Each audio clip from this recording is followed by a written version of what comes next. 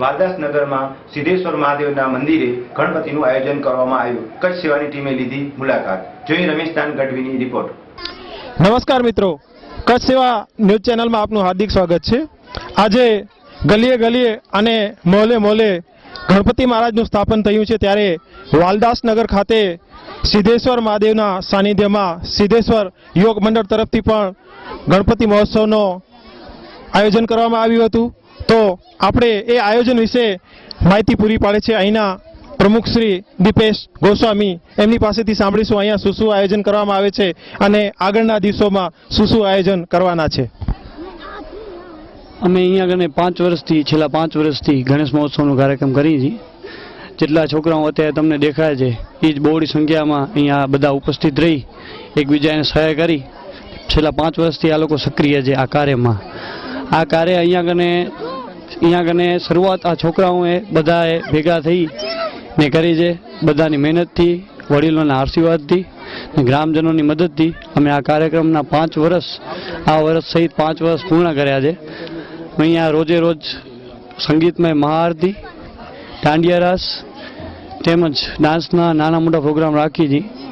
તે સિવાય 56 ભોગ, સમૂહ આરતી જેવા પણ નાના મોટા પ્રોગ્રામ અમે અહીંયા કરતા હોઈએ છીએ। અમારો પ્રોગ્રામ 5 દિવસનો જ હોય છે, 5 દિવસથી વધારે અમે લોકો રાખતા નથી। 5 દિવસના પ્રોગ્રામમાં અમે જેટલું અમારાથી થાય છે એટલું બધું જ કરીએ છીએ।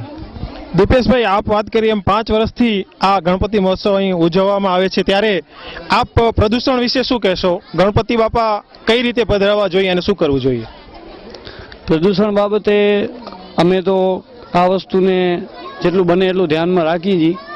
જે થાય છે મૂર્તિ સિવાયની બાબતમાં અમે બીજી કોઈ પણ એવી ખરાબ વસ્તુ કે પોલિથીન કે એવી કોઈ પણ વસ્તુનો ઉપયોગ નથી કરતા કે જેનાથી કોઈ પણ જાતનું પ્રદૂષણ થાય। ન તો અમે વધારે પડતા સાઉન્ડનો ઉપયોગ કરીએ છીએ। મહાઆરતી સિવાય આખો દિવસ છોકરાઓ એકબીજાથી વાતો કરી સંપર્કમાં રહી પોતાનો ટાઈમ પસાર કરે છે। સાંજના ભાગમાં થોડો ટાઈમ અમે આ રીતે સક્રિય રહીને કાર્ય કરીએ છીએ। મૂર્તિને પધરાવવા માટે માંડવી દરિયા કિનારે ત્યાં અમે સંયુક્ત રૂપમાં કાલ છેલ્લો દિવસ, કાલ ચોથો દિવસ, પરમ દિવસ છેલ્લો દિવસ, કાલની મહાઆરતી બાદ પરમ દિવસે બપોરની મહાઆરતી બાદ અમે 2:30 વાગે વિસર્જનનો ટાઈમ રાખેલ છે। ત્યાં બધા છોકરા સમૂહમાં આરતી પતાવી સમૂહમાં બધા માંડવી તરફ નીકળશે। ત્યારબાદ રાતના 8-10 વાગ્યાના સમયગાળામાં અમે પાછા વળી આવશું। તમે જ્યારે વિસર્જન કરવા માંડવી જવાના છો ત્યારે યંગ છોકરાઓ બધા તમારી સાથે જોડાતા હોય છે, તો અજુગતું બનાવ ન બને અને તમારું કાર્ય સફળ થાય એ રીતનું આયોજન અને આગળ બીજા લોકો પણ એ રીતનું કરે એના માટે તમે શું કહેશો?